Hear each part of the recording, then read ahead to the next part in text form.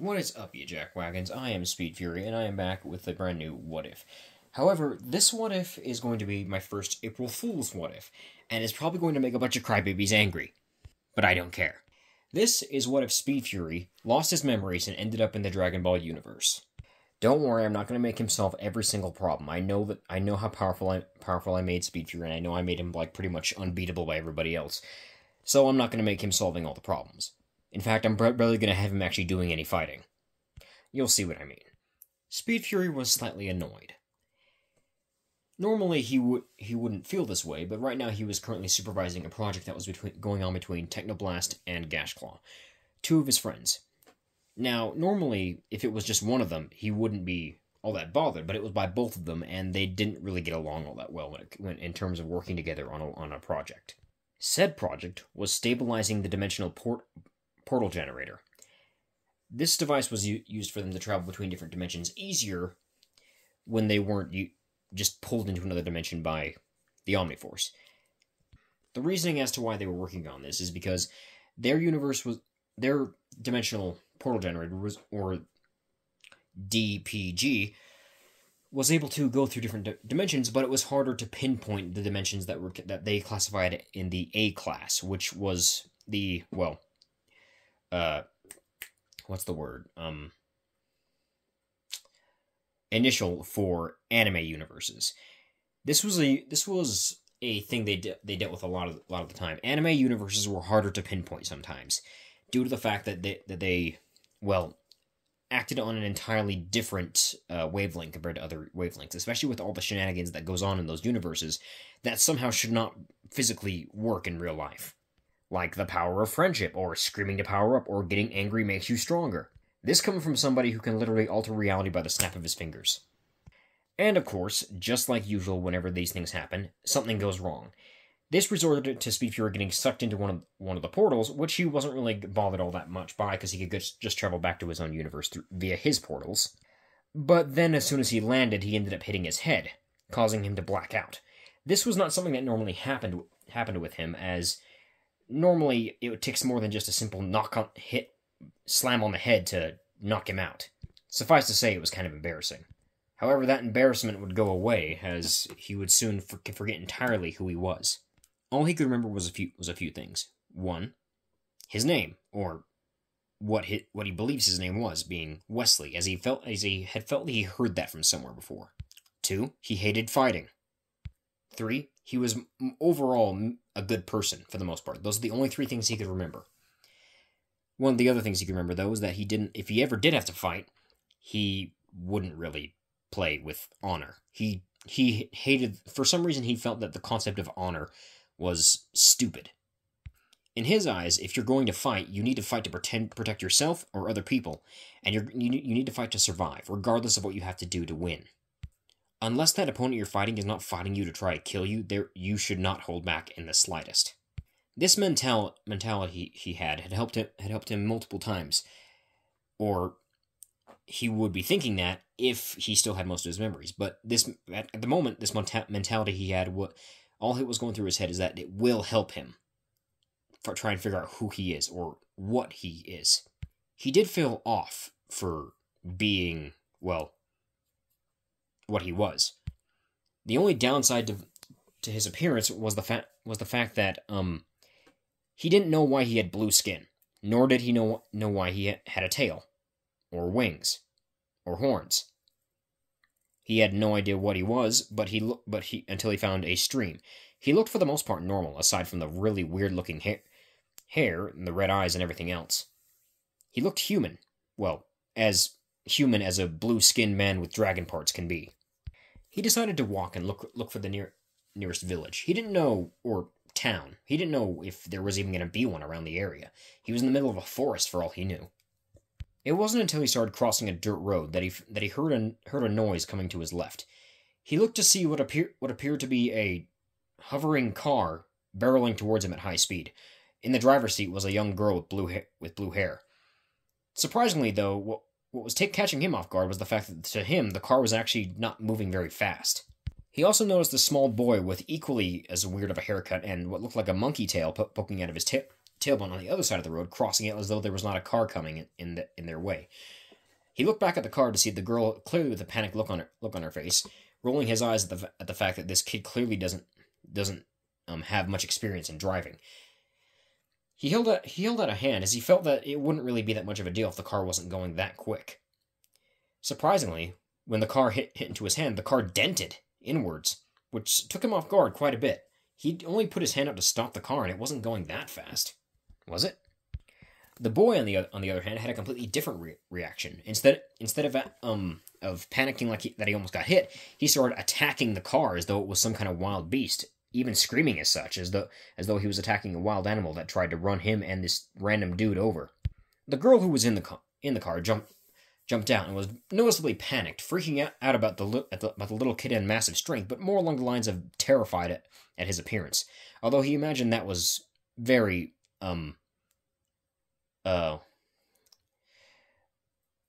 logical considering his appearance. The red eyes and mustache and goatee didn't exactly say friendly person. It wasn't until she pulled out a gun that his eyes widened. Although when she fired the pistol, the bullet wasn't going as fast as he expected it to go. In fact, it was going pretty slow, all things considered.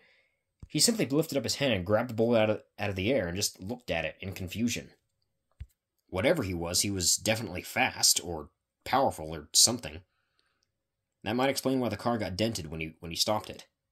He wondered if there was a reasoning behind that, because he didn't really feel like he should do anything to hurt the girl. She was just panicking. It's not like she meant to actually shoot him. She doesn't even know who she is, or who he is. The girl, who was rather shocked at what he just did, dropped the gun in fear. He looked back at the girl and blinked a few times before saying, "It's not really nice to try and shoot somebody after you almost ran them over," he said before dropping the bullet. He then looked at the little kid who was still punching the car. He's like, "Hey kid, you want to stop doing that? It's probably your dad's or something." The kid looked at him in confusion before saying how he was trying to defeat this monster. Wesley simply stared in confusion. "Kid, that's not a monster, that's a car. A floating car, but a car." The kid stared back at him now with a questioning look on his face. "What's a car?" he asked. "It's a form of transportation that people take." "What, do you live under a rock or something?" he said. "I've lost my memories, but you don't see me not knowing what a car is." The kid simply said the only thing he really knows is to be nice to girls and how to fight. The boy, Wesley, was very, kind of baffled at the kid's response. Surely you haven't just learned that, right? Surely your parents have taught you other things besides that. The kid blinked again in confusion before asking what a parent was. Wesley then simply facepalmed before saying, "The people that take care of you." The kid's expression then brightened at this. He's like, "Oh, you mean like Grandpa Gohan?" Wesley just blinked in confusion. "Yeah, sure, your grandpa." The kid then said that his grandpa had actually disappeared and he has no idea where he went. He did leave behind his jacket, though, that was rather torn up. And there was a bunch of weird, salty-tasting red liquid around it as well. Wesley's face went from confusion to and irritated to slightly horrified. This kid had lost his grandfather, and apparently had tasted his blood. As an apology, the kid decided to take the two to his home, which was a rather small house. The girl, who then noticed a strange orange ball with 4 stars in it, which looked more like a marble to Speed Fury, or a giant marble, started talking about something called Dragon Balls and how she wanted to make a wish for either a lifetime supply of strawberries or the perfect boyfriend, which Wesley immediately thought that was a terrible waste of a wish.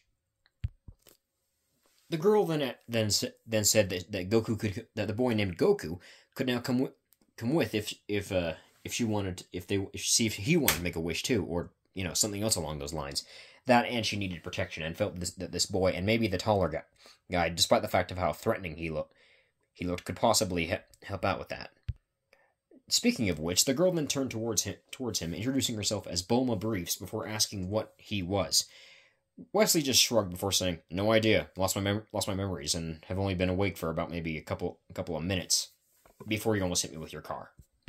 So the three began out on their journey. Now, for the most part, everything goes pretty much normal up until they meet Roshi. When they meet Roshi this time, instead of going with his request to get the Dragon Ball to fulfill that request, which is very, very nasty, not gonna lie.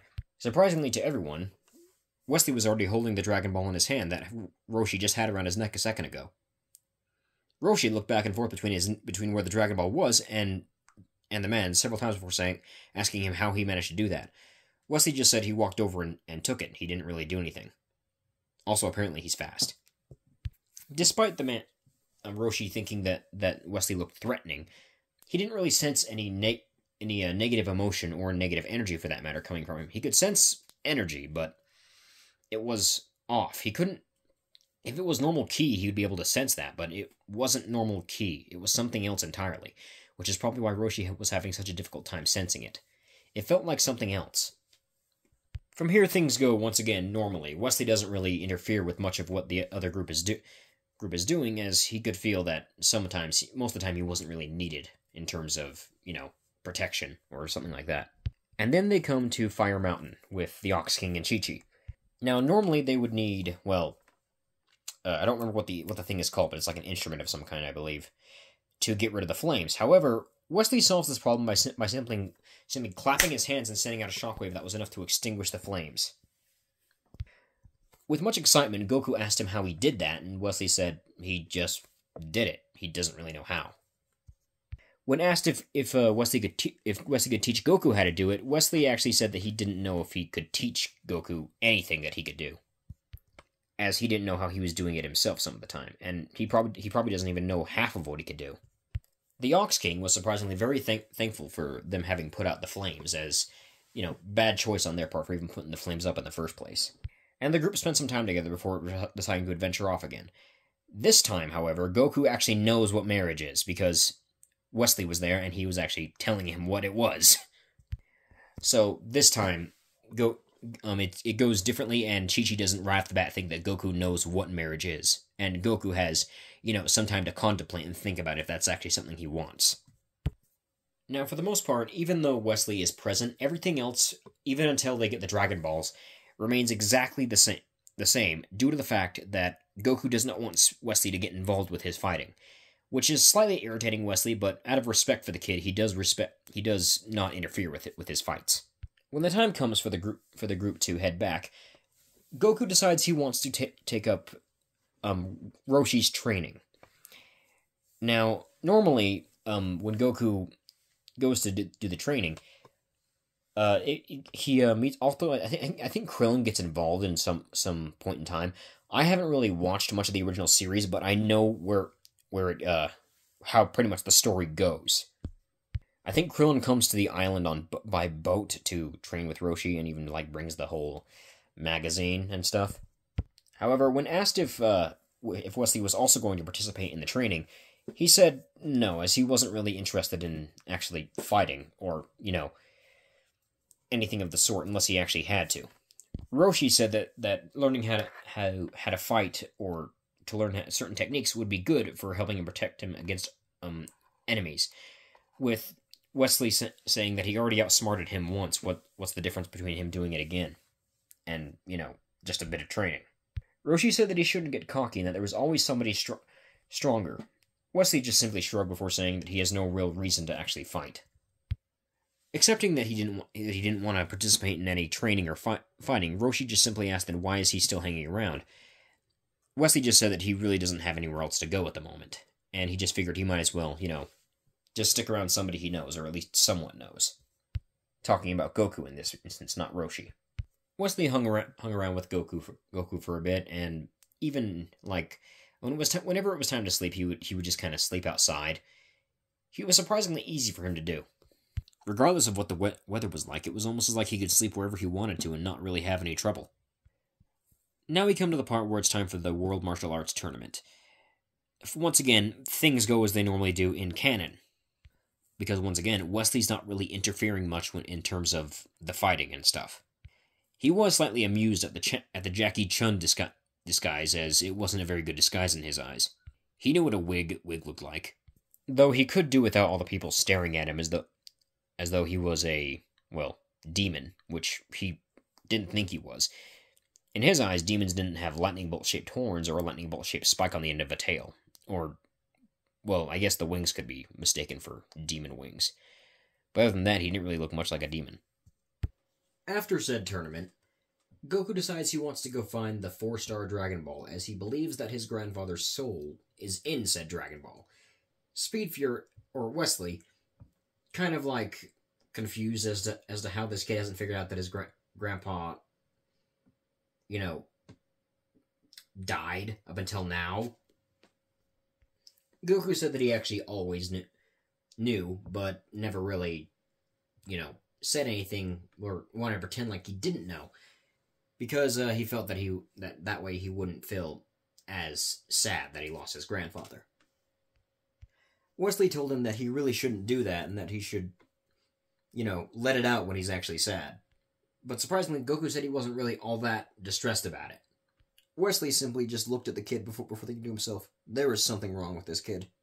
So Wesley accompanied Goku on his journey to find the 4-star Dragon Ball. Which goes exactly how it normally does, because once again, Wesley doesn't really get himself too involved. Although after said journey, Wesley does want to, ignore Goku whenever he says not to help him from now on, because he feels that this kid's going to get himself killed one of these days. He did kind of want to beat up the Red Ribbon Army that one time for that one time they killed that kid's dad.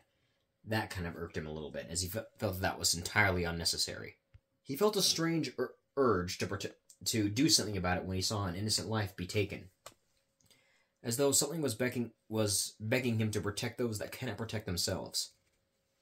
That was an odd feeling to have, but at least it was a good feeling, and not a feeling of fight this guy because he seems strong, or honor your friend or opponent by letting them take on a fight on their own. He still hated the concept of that. We then come to the next World Martial Arts Tournament. Now, everything, once again, goes as it normally does, up until Krillin's death. This time, both Goku and Wesley are present when they find Krillin's body. Goku is distraught and angered, but Wesley is entirely different. He could have stopped this. He didn't. He then thought to himself, no, he couldn't have stopped it if he didn't know what was happening in the first place. It wasn't his fault, but it didn't stop it from feeling any worse. Well, he wasn't really all that friendly with Krillin, or could even call him a friend. It was still just a kid. A kid was killed, and it felt wrong. Bending down to Krillin's body, where Goku was still in tears and filled with anger at his friend's loss, he felt something course through him. As he touched Krillin was brought back to life. Goku and everybody else were shocked at the fact that Wesley could bring people back to life. They asked him how he did that, and Wesley said he didn't know. He knew that he was able to do something if he did it, but didn't know that he could. If Wesley could bring people back to life like that, there was barely any necessity to use the Dragon Balls, as they were initially planning on. They were going to use the Dragon Balls to bring Krillin and anybody else who had been killed by whoever killed him back to life. But there was no need for that if Wesley could do it. However, they did still need to stop King Piccolo, as they found out who he was, from regaining his youth. Luckily, the group managed to get all of the children of King Piccolo defeated. And by defeated, most of them were literally incinerated. Surprisingly, Wesley was very powerful for not fighting that much. It was kind of terrifying, to be honest, because he wasn't fighting with any form of martial arts. He was just, blindsiding them. Not even attempting to initiate in full-on fist-to-fist combat. He was just full-on the heck cheap-shotting every single one of them. The scary part about is how it was working, and Wesley wasn't doing this in a malicious way. The entire time he would do this, he had a frown on his face, as though he felt nothing but determination to get rid of these forms of evil. All Wesley felt during the whole thing was that they needed to be taken care of, and so they couldn't hurt anybody else. When the time came to fight King Piccolo, Goku wanted to take him on his own. Unfortunately for Goku, he wasn't as strong as he is in the original timeline because he didn't fight any of his children to get stronger. That was all Wesley. Goku almost got killed in the process. Before King Piccolo could deal the final blow, he was blindsided by Wesley, who jumped into the fight and beat him within an inch of his life. Unlike with his children, Wesley had no qualms about making this guy suffer. He had one of his kids kill a child. He killed multiple innocent people without any regard for the consequences of his actions. However, before he could deal the final blow to finally finish King Piccolo, a voice in his head stopped him, which was enough time for King Piccolo to spit out an egg, but still, once again, he killed King Piccolo. He looked over to the egg and decided to take the egg with him. He's assuming that this is how King Piccolo made his other children, but instead of, the child growing up to hate people or to do whatever the heck King Piccolo had planned for it, he was going to raise this child himself. Or, at least try to steer him away from any evil goals it may have. Surprisingly enough, this child hatched rather quickly out of the egg and looked pretty much, the same as King Piccolo, but lighter green and not nearly as wrinkly. Also, for a baby, it had a rather intense glare on it in its eyes. However, after doing so and obtaining the egg and everything else, he knows that Goku had vanished somewhere. Closing his eyes, he began to scan the entire planet, looking for Goku. Not by scanning his energy. Wesley doesn't know how to do that, or probably could do it, but has a different way of doing it. With any person he knows, he could easily pick up on their life signal wherever that is. It's sort of him, I guess, scanning the world for their DNA instead of their energy. He finds Goku, but really high up. How did he get there so fast? He flies until he discovers a tower. And when he enters the tower, he finds Goku with a strange, very somewhat large, fat white cat with a stick in his hands. Goku had just finished talking to the cat, and the cat pointed upwards, saying that Goku needs to go and talk to Kami.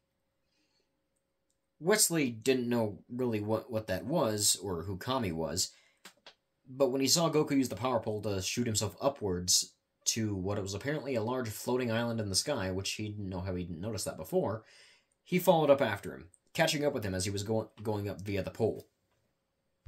"Well, you got to that tower fast," he said, flying next to Goku. Goku said that he had done some training and was going to train with Kami now, since King Piccolo was taken care of. Wesley said that King Piccolo was taken care of, but now we have Junior here to take care of, as he lifted Piccolo Junior up in his which he was carrying in his right arm. It was more along the line. Considering how tall Speed Fury is, Speed Fury is 10'10", by the way. He's really tall. He could easily lift up Piccolo, hold Piccolo in his hand. That's how big he is compared to Piccolo. Upon landing at the lookout and being greeted by Kami, who looked very much like King Piccolo, but older and more wrinkly somehow, Kami explained that he was King Piccolo's good half, which was kind of surprising, and that must be the reason as to why he told him not to kill Piccolo. But luckily for him, I guess it didn't work. Kami then explained that the reason it didn't work is because he spat out the egg, and because of that, he was actually connected to this version of Piccolo, who was sort of King Piccolo's reincarnation. He then asked Speed to hand the younger Piccolo over, as he was going to seal him away. Speed, or Wesley, was very much horrified and a little bit angered at this, before yelling at Kami, saying that it was just a child and he could be easily strayed away from that if he was taught right. Strayed away from evil. For someone who was called the Guardian of Earth, Kami certainly did like taking the easy road out instead of trying to help someone become better. A child has a much better chance of becoming good over a century's years old, whatever the heck him and Piccolo were. Kami finally relented and let Piccolo stay with Wesley. During this time, unlike in canon, Wesley stays around with Goku and was very shocked at how fast Goku was, well, growing. That was a real quick growth spurt within under 3 years. He looked like a grown man now almost. And luckily, the kid Piccolo Jr., or I guess Piccolo now, which is what they were going to call him and just leave out the Junior, also had a fast growth spurt and seemed more like an adult than Goku was at the time being, and luckily did not really have much negative emotion towards Goku. He's pretty much the same Piccolo we know from the end of Dragon Ball Z and Dragon Ball Super. After so much training, they decided they wanted to enter the tournament. Well, Piccolo and Goku did. Wesley had no interest in it. Although he was going to keep a very, very watchful eye out for anything else that could happen, like it did last time. He would not let another death go out in his hands. Naturally, Goku's friends were very shocked at Goku's growth spurt, as well as shocked at the presence of Piccolo. However, Wesley simply told them that Piccolo was not the same Piccolo that they were thinking of. Wesley did recognize a few people from the past tournament, including Chi-Chi, who surprisingly had grown quite a lot and had apparently learned martial arts to impress Goku. He was very, very much more impressed at Kami's disguise, though, considering that he wanted to do something similar to what Roshi did and sort of, teach Goku a lesson or whatever. His disguise was very much more better because of the fact that he looked more like a human and not like, well, green skinny man with antenna, whatever the heck they were. He still didn't know. When the fight between Goku and Chi-Chi came, Wesley was noticing quite a few details that Chi-Chi was very much trying to impress Goku, which was actually working. He was kind of amused by the whole thing. Although seeing this rather odd spectacle before him, specifically the fact that it was sort of like a teasing romantic thing going on, he got flashes of somebody in his mind. A girl with white skin and rainbow-colored hair. Feeling like he recognized this person from somewhere, but didn't know who. At least some of his memories were coming back. However, one of the thoughts that went through his head upon remembering the sight of this girl was, holy crap, she thick. After the tournament, which Goku actually won this time around instead of losing to anyone, Goku and Chi-Chi sort of like vanished off the face of the planet. Wesley knew where they were, but he left them alone. They were what was essentially a married couple now. He didn't want to bother them. Instead, he spent his time sort of exploring the world. Just kind of like checking out what was around, exploring the forest, checking out the wildlife, it was odd that there were dinosaurs. He was pretty sure that dinosaurs were extinct. He did remember that, but maybe he wasn't in his planet. Maybe he was not human. Although, that could be wrong, considering his outfit was very human-esque, and he was, for the most part, looked human, aside from the blue skin and extra limbs. Plus, Goku had a tail. Maybe it was just normal for some humans to have tails. He's never seen other humans with tails, and only Goku and himself, but he's assuming that it's probably a rare thing. Nobody seemed to ever question it, so probably wasn't that big a deal. After a few years of exploring, he decided to meet up with Piccolo, who, like him, spent a lot of time on his own doing his own thing. In doing so, he felt a strange presence getting closer. He looked over to see a man with long, spiky hair and a monkey tail, like Goku's. Wesley just thinking that this was another human who had a tail. It was then that the man spoke. His scouter not being able to pick up a reading on Speed Fury or Wesley, but could pick up one on Piccolo. You two, tell me if you've seen a man named Kakarot. What? Said Wesley. And that is where we'll end this part of what if Speed Fury lost his memories and ended up in the Dragon Ball universe. If you enjoyed, like and subscribe. I will see you in the next one. And all of you who are angry at the fact that I made Speed Fury overpowered, be angry because he is. Deal with it.